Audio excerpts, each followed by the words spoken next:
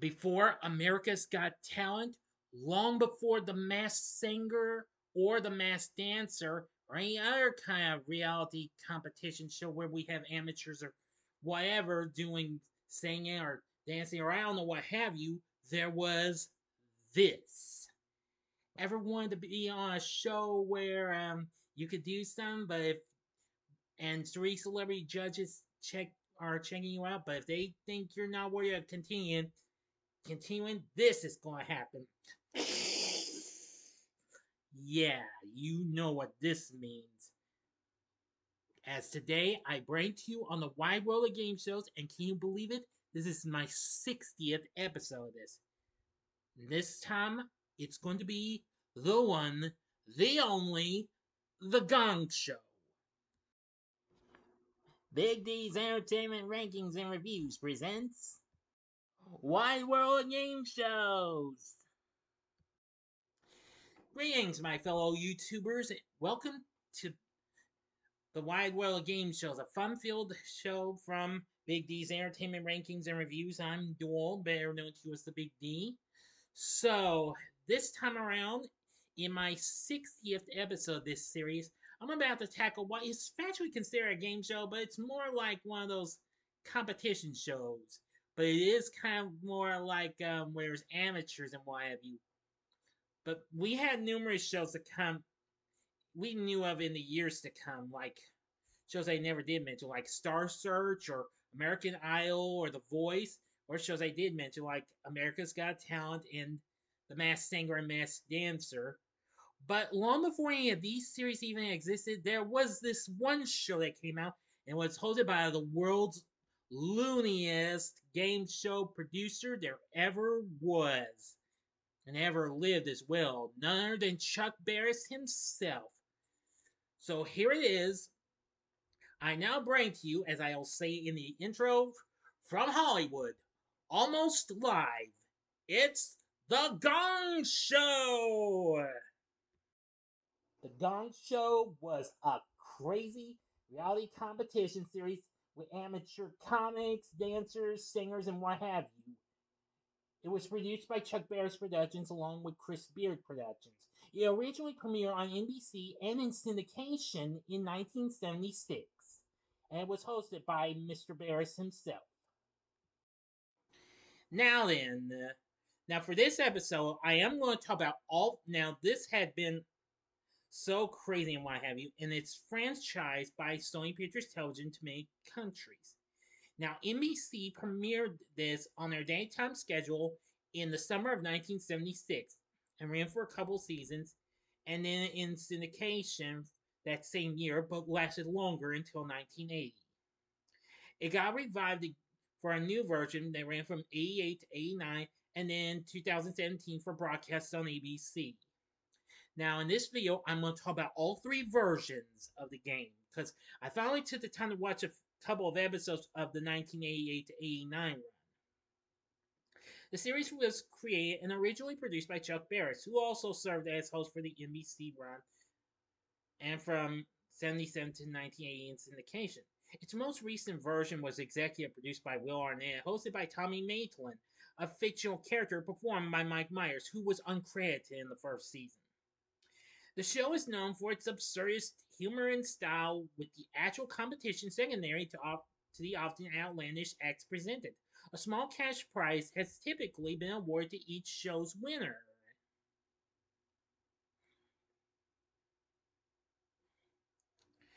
Anyway, now it's a now for its run on NBC and syndication, Johnny Jacobs, who of course was certainly no stranger to him, announced for various games that Barris had produced, though, like the Newlywed Game and the Dating Game, and other games to follow, was the announcer for most of this run. Jack Clark also served as an announcer. When it was picked up for syndication in the 80s, Charlie O'Donnell, who of course was well known for being the announcer for the Wheel of Fortune, as well as later seasons of The Joker's Wild and Tic Tac Doe, was the announcer, and Will Arnett was the more recent version. Now, each episode of The Gong Show present a competition of amateur performers of often dubious talent, with a panel of three celebrity judges. The original program's regular judges included Jamie Farr, you may remember Klinger from MASH, J.P. Morgan, R.E. Johnson, you'll know him of Rowan Martin's Laugh-In fame, Patty Andrews, Phyllis Diller, Pat McCormick, Waylon Flowers, Anson Williams, Steve Garvey, Rex Reed, and Rip Taylor. Throughout the program's run, several other celebrities occasionally appear as judges, including David Letterman, Steve Martin, Mort Saul, Pat Paulson, Chuck Woolery, another game show host, Alan Lennon, another game show host, and Sandy Duncan. If any judge considered an act to be particularly bad, they could force it to stop by striking a large gong, a trope adapted from the durable radio show Major Bell's Amateur Hour. Barris would then ask the judge in question why they had gone the act, usually receiving a facious response. Any act that survived without being gonged was given a score by each of the three judges on a scale of 0 to 10 for a maximum possible score of 30. On the NBC series, the contestant who achieved the highest combined score won the grand prize, a check for $516.32, a highly unusual amount, in Barris's words, reportedly the Screen Actors Guild minimum pay for a day's work at the time, and a Golden Gong trophy. In the show's opening monologue, Barris would describe the amount as 516 big ones and 32 little ones. The syndicated series' top price was originally $712.05. The first episode was $996.83 and later increased to $716.32. In the event of a tie, three different tiebreakers were used at various times during the show's run. Originally, the studio audience determined the winner by applause, but this was later changed to a decision by the producers and later by the celebrity judges. On a few rare occasions, both winning acts received a check and trophy. No prize was awarded if all of the acts on a particular episode were gonged, which occurred at least twice. Runners-up received various prizes.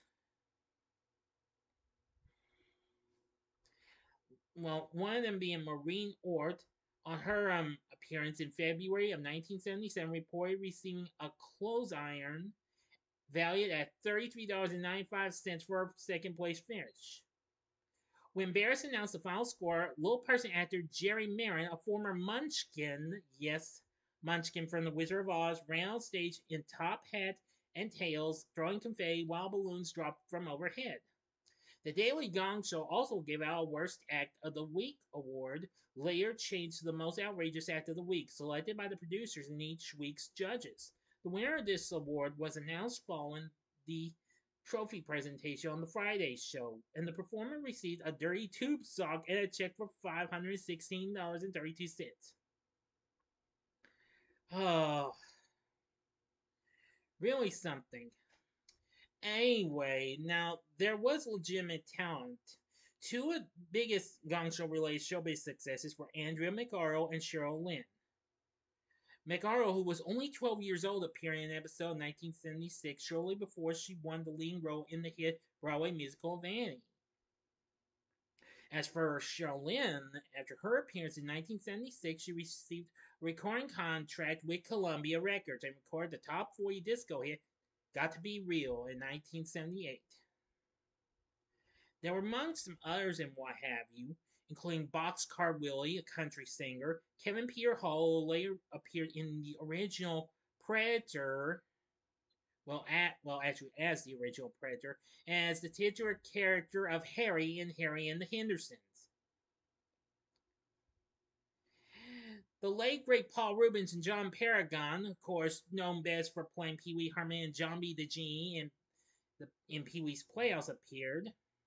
There was also Joy Dioria, who of course was known as Dr. Flamo. You would know him better later on as the second version of WGN TV's Bozo the Clown.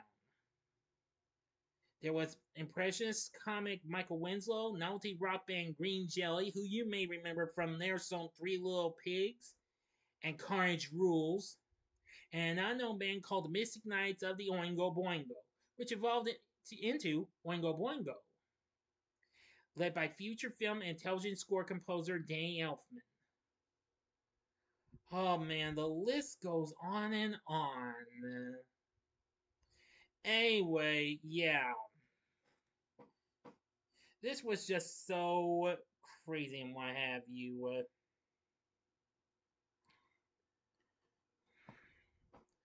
Now, they did have a hostess in Siv Eberg. I hope I pronounced that. A Swedish born model and actress who appeared in this recent Barris produced game show, The New Treasure Hunt, with Jeff Edwards, which I'll talk about that in a future episode. There was also actress Marlena Clark was one, even Carol Connors, a porn star, and even Barris's teenage daughter Della. Yeah, and they also had a pretty good musical direction. Milton DeLugg was a popular musician and band leader during the 1940s and 50s, and he got the job by default. As a longtime music director of NBC, he was responsible for any network project that required special music. Although he had previously arranged the theme for the Newlywed Game, which was big on rival ABC, and then later in syndication, Barris initially regarded him as an anachronism. However, he was soon pleased to discover that DeLugg was very much attuned to the facetious tone of the show. Yes. He appeared alongside Barris in recurring comedy skits as various characters and what have you.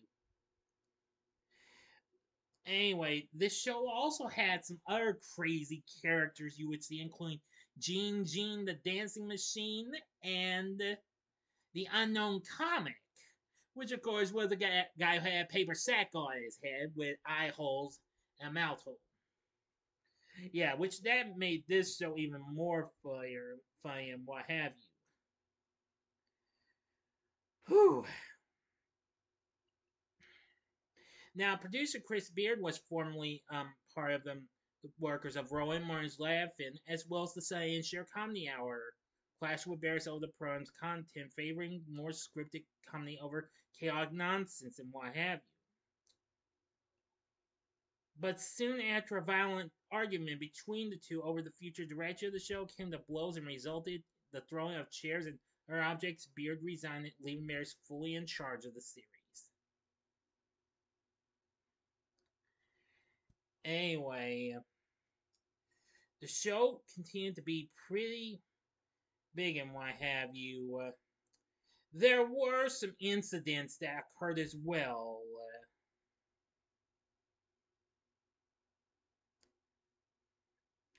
But by 1978, it did get respectable ratings, but NBC canceled the series in July of 1978.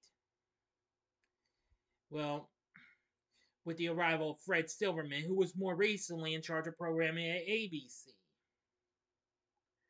Well, they tried to get more and what have you, but unfortunately, no. Apparently, the cancellation was due, according to sources, the an incident with the Popsicle Twins. Because during the show's run, Barris became well known for his clash with the network censors and what have you, initially bringing in risky acts as a diversion to allow some of the less racy acts to slip by. Yeah. And in 77, one of these bait acts called Have You Got a Nickel made it onto the show. And it consisted of two teenage girls, both wearing shorts, sitting cross-legged on the stage floor and silently eating popsicles in a manner that suggested they were performing fellatio on the frozen treats. And the nature of their ad led to the girls being referred to as the Popsicle Twins.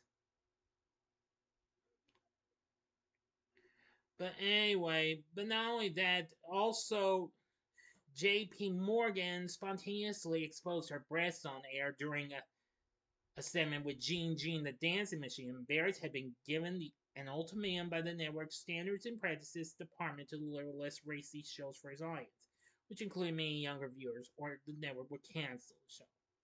So, but after this, NBC allowed Barrett to continue the show for the rest of his contract. And so that's what he did.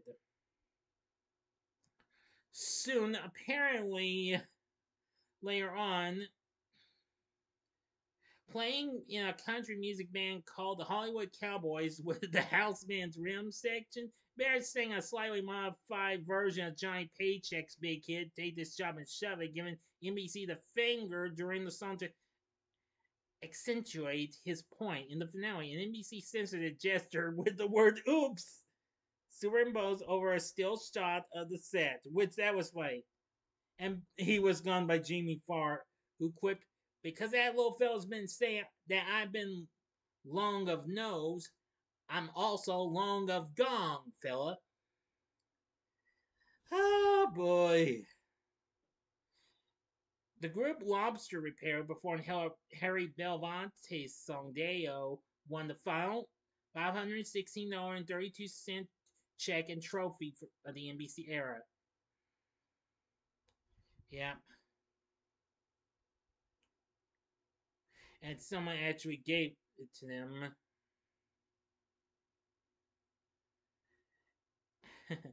Well, it's hard to explain and what have you. While Barris had been escorted off the set by NBC security. But after, despite being dropped from NBC, the Gong Show still continued in syndication. Even then, when it was in its last season, that was when Barris introduced us to the infamous game show of Three's a Crowd, which I know lots of people don't like that, and I understand, even though that's actually the most watched episode of the Wide World Game Show so far. Yeah. Really, really crazy. Yeah. After this, reruns of the NBC show began in syndication the fall of that year. Now, later on, the NBC and syndicated episodes were rerun on USA and the Game Show Network. Although by the time GSN picked up the series, many episodes could not be broadcast because of musical performance clearance issues. No episodes from the first syndicated season, which were hosted by Gary Owens, the announcer for Rowan Mars Laugh In, were rerun. Now, there were later incarnations of the series. There was a syndicated weekday revival hosted by San Francisco disc jockey Don Blue, ran from September of 1988 to May of 1989, with reruns going on through to September that year. Each winner was paid $701, and the last show of the Don Blue revival is dedicated for a long week tribute to France. Well, since I don't really talk about this, but I'll talk about other spinoffs and what have you. There was Extreme Gong, a later incarnation, hosted by George Gray, who, of course, you know, is, of course, the current announcer for The Price is Right, with Drew Carey. It only ran for one season. That was okay and what have you, but it just wasn't great. Winners received $317.69. Yeah. And it had viewers vote on its acts by telephone. But I still thought it was pretty good. Comedy Central debuted a new incarnation called The Gong Show with Dave Attell, who, of course, was well known for doing his voice acting on their series Crank Yankers. Well, unfortunately, right before it was, I think before it was dropped, but it would be revived again. It unfortunately only lasted 2 months in the summer of 2008, and I was not impressed with what have you. And then after almost a decade, it was back again in 2017 on ABC, along with reboots of other game shows. And was executive produced by Will Arnett, who, of course, you've seen him in movies and why have you, and of course is the host of Fox's hit series Lego Masters. The broadcast of the ABC revival premiered in June of 2017, hosted by previously unknown British comedian Tommy Maitland, who of course was in fact a character portrayed by Mike Myers, who you know from the Shrek films, Austin Powers movies, and Wayne's World films. Although neither ABC or Myers confirmed this, and ABC officially credited Maitland as host and executive producer. His catchphrase was, "Who's a cheeky monkey?" Everyone yelling at his neck like, "No, you are!" He also periodically used Barris's back with more stuffed catchphrase to lead into commercials. There were numerous celebrity guest judges, including Arnott himself, Zach Galifianakis, Alison Brie, Andy Samberg, Elizabeth Banks, who also would be on ABC at the time hosting Pressure Luck, Tracy Ellis Ross, Joel McHale, who also would be on ABC as well with a revival of Card Sharks. Let's see. Megan Fox, Courtney Cox, Dana Carvey. Yes, who of course you know as Garth from Wayne's World. Will Forte, Jack Black, Jennifer Aniston, Ken Jeong, Fred Armisen, Maya Rudolph, and Anthony Anderson, who of course will be hosting To Tell the Truth. Among the more notable acts featured on the revival are the Radioactive Chicken Heads, making their second appearance on a Gong Show incarnation since Extreme Gone 1998. The first season was very good and featured a regular segment featuring a star performer leading on in a sing-along of the novelty song Shaving Cream, reminiscent of the recurring gag acts on the earlier version. The winner of each show received a Gong Trophy and an oversized check in the amount of, in US dollars, $2,000.17, later increased by a penny the following year. The final episode of the first season featured a memorial to Barris, who died prior to the series premiere that year. In early 2018, it would be paired for a second season, and officially confirmed Myers as the portrayer of Maitland and credited Myers as an executive producer by name. Unfortunately, it just wasn't doing so high, as it returned in June 2018, on June 21st. And judges for this season include Jimmy Kimmel, who of course would be hosting a new version of Who Wants to Be a Millionaire, Jason Sudeikis, Brad Paisley, Allison Hannigan, as well, and Kristen Shaw and Rob Riggle. Dana Carvey and Ken Jeong would return, but the series was not renewed for a third season and was quietly canceled. After the original series ended in 1980, the Gong Show movie was released by Universal to scathing reviews and was quickly withdrawn from theatrical release. Advertising proclaimed it as the Gong Show that got gonged by the censor. It was seen periodically on cable TV, but was never released on home video until 2016. There would also be a semi-fictional autobiography of the same name of Chuck Barris's book, called Confessions of a Dangerous Mind, written by Charlie Kaufman. Part of the film chronicles the making of the Gong Show and features several clips from the original series. Following the success of the print screen versions of Confessions, GSM produced a documentary called The Chuck Barris Story, My Life on the Edge, which included rare footage from the Gary Owens pilot. Now, there have also been numerous other things to occur with this. It's also been seen internationally. And at the height of the show's popularity, NBC gave Barris a primetime variety hour called The Chuck Barris Rah Rah Show. This was played somewhat more seriously than The Gong Show, with J.P. Morgan singing straight pop songs as in our nightclub and recording days. And there were other spin-offs and what have you, including the $1.98 Beauty Show hosted by Rip Taylor. Anyway, the Gong Show is definitely one of the most craziest shows there ever was. Now then, you can find, there are full episodes of I think both NBC and syndicated runs with Chuck Barris on YouTube, and there's also some episodes of the Don Blue run from 1988. I'm not sure about the one with Mike Myers as Tommy Maitland, but you can find clips from the show, however. This show is just absolutely zany and funny. I'll be right back and I'll show you some stuff. Here's a shot of Chuck Barris, the original host of this series. Well, actual original host and producer and what have you. And here's a shot of Mike Myers as Tommy Maitland from the reboot from 2017. Sorry if I have to show us with the well, words alarming on there, but here's a look at some the set with three of his judges. There's R.E. Johnson, there's J.P. Morgan, and the big mustache funny guy, Rip Taylor. Anyway, I think you'll know what the rest of the set looks like, but wait, there is something else I could show you that you'd see on the stage. I know this shot's in black and white like the other pics, but there's Chuck Barris in a safari hat, and right by him is the Unknown Comic. Anyway, it's just so funny and whatever. This show is crazy. Once I hear that gong rung, I hear a big honk honk and then the electric buzzer. I just laugh so hard when that occurs. Then the band starts playing a funny little number.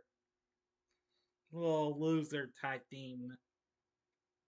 Oh boy, this show is just so hysterical. I almost thought it had it's had its moments in my view, but the Gong Show is definitely one of the most outrageous, funniest shows ever. If you've never actually seen any of the old series, I would highly recommend you check this out. If you've seen the recent one with Mike Myers as Tommy Maitland, it's the craziest show you could ever imagine seeing. Definitely. So anyway, yeah, that's going to do it. What did you think of the Gong Show? Which version have you seen? Have you seen the original, the '80s series, or maybe the recent series? You can let me know in the comment section below. If you like this video, click the like button, subscribe, and please feel free to share my video with your friends if you wish. And be a part of the Big D Nation. Continue to help support my channel. Make it grow and make the views grow. And join me next time when I bring to you my re-review of Disney's Descendants. So if you like this, consider checking out these vids on these other 3 Chuck Barris produced games I've already talked about.